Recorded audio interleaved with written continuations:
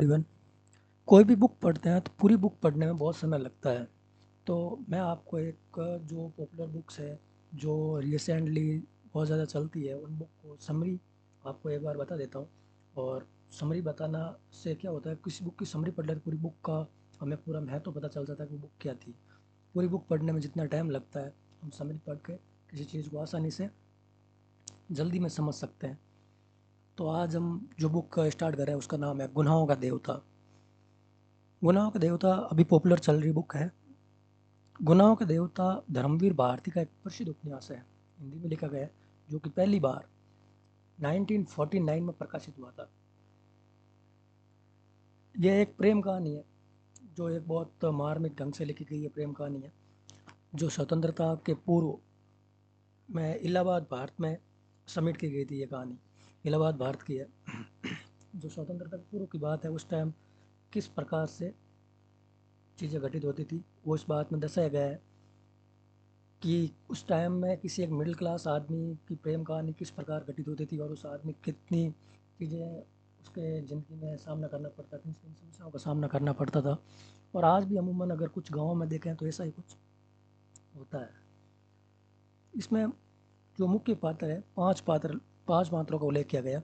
एक है चंदर, एक युवा लड़का है, एक उत्साही और जो कि उनके गुरु है डॉक्टर शुक्ला, उनकी बेटी सुधा है, उनसे प्रेम करते हैं और सुधा भी चंद्र से प्रेम करती है। डॉक्टर शुक्ला है वो एक बुजुर्ग आदमी है और वो उनकी पत्नी थी वो पहले ख़त्म हो गई थी। विदुर है, विदुर का मतलब होता है जो जिसका विवाह के पश्चात पत्नी ख़त्म हो जाती है। जैसे औरत को विधवा कहते हैं और व्यक्ति को विदुर कहते हैं।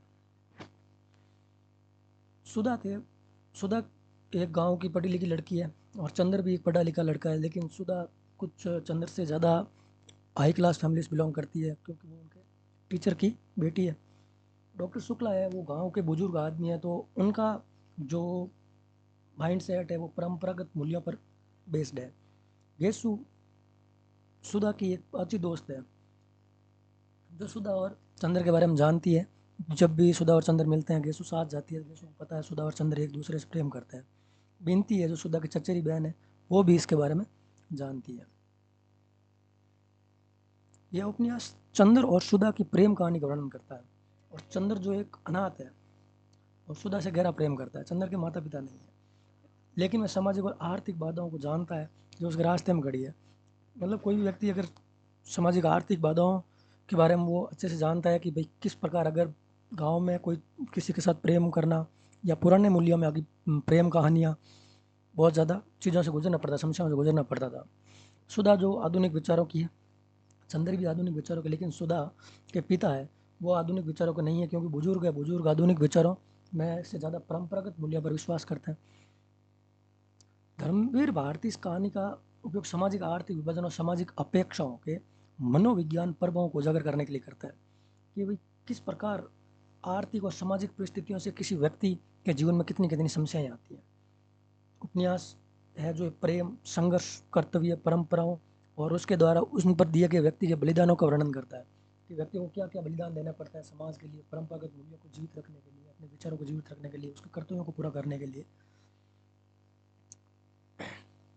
चंद्र और सुधा का गहरा प्रेम है, लेकिन वो समाज की कठोर मानदंडों पर पूरा नहीं उतर पाता, क्योंकि समाज में प्रेम कहानी लोग मानते नहीं है।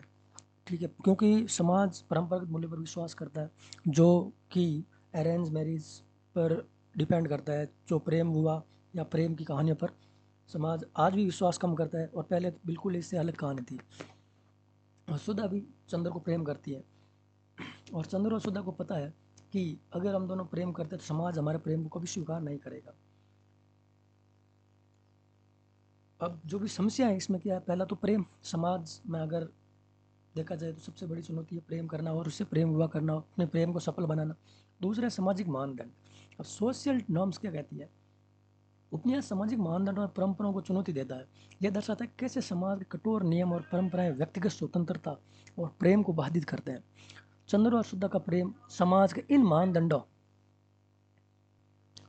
ये बताता है कि सामाजिक मानदंडों के कारण किसी व्यक्ति का जीवन है वो कैसे प्रभावित होता है। ये व्यक्तिगत खुशी छीन जाती है समाज की परंपराओं और मूल्यों को पूरा करने के लिए। व्यक्तिगत त्याग करने पड़ते हैं, आदमी को अपने प्रेम का त्याग करना पड़ता है।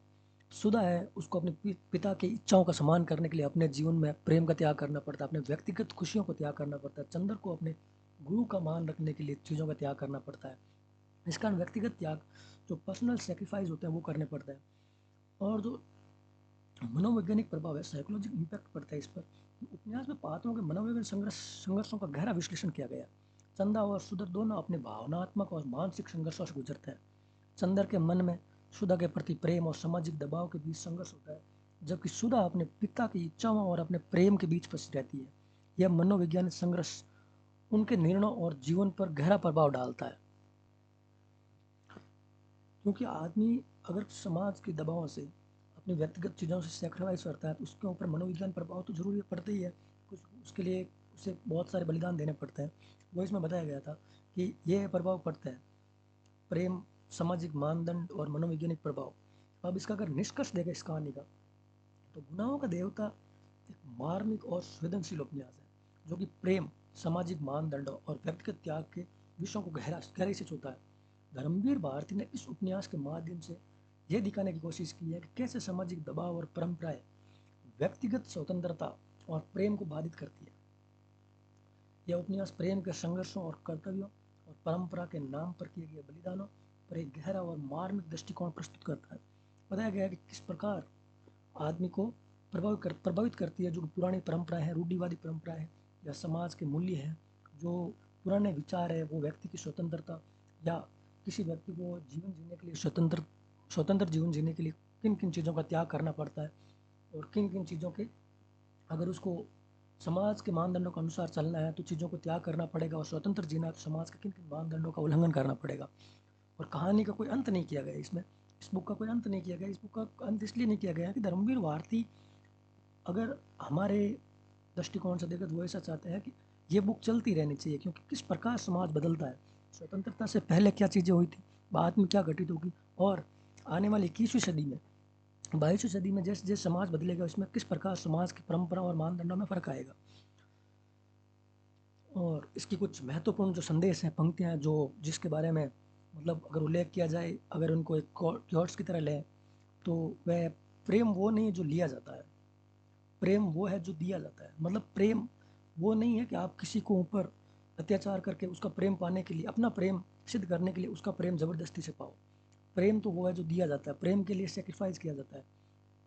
जैसे राधा जी ने भगवान श्री कृष्ण के लिए किया था, इसमें बताया गया है, जैसे राधा जी ने कृष्ण के लिए किया था, वैसे और सारी प्रेम कहानियाँ बहुत सारी, जैसे प्रेम में सेक्रीफाइस करना पड़ता है और बलिदान होता है, वही सच्चे प्रेम की परिभाषा होती है। अगर आप प्रेम में बलिदान नहीं देते हैं तो फिर वो प्रेम कैसा है। आप किसी के ऊपर थोप के अपनी इच्छाओं की पूर्ति के लिए किसी को दुख देना कोई प्रेम नहीं होता है।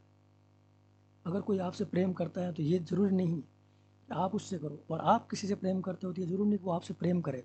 उसके लिए आज जैसे इस बुक के मानदंडों के अनुसार देखें तो कुछ एसिड फेंक देते हैं, कुछ नई घटनाएं घटित हो जाती है, लड़के लड़कियों को प्रेम पाने के लिए किसी हद तक चले जाते हैं, लड़कियां लड़कों के लिए किसी हद तक चली जाती है। वो प्रेम नहीं है, प्रेम वो है बलिदान। प्रेम का मतलब होता है मैंने उससे प्रेम किया तो वो खुश रहना चाहिए। जीवन का सत्य केवल प्रेम नहीं है, बल्कि प्रेम के लिए किया गया त्याग भी है। जीवन, धर्मवीर भारती जी कहते हैं कि जीवन है जो, उसका सत्य केवल ये नहीं है कि मैं प्रेम करता हूँ और मेरा प्रेमी मुझे मिल जाए।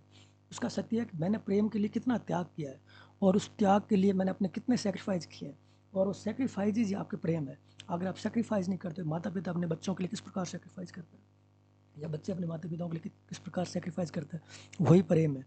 प्रेम वो नहीं है कि प्रेम जताने के लिए किसी ऐसे मानदंडों का प्रयोग करो कि मैं प्रेम करता हूँ तो मैं ऐसा हूँ।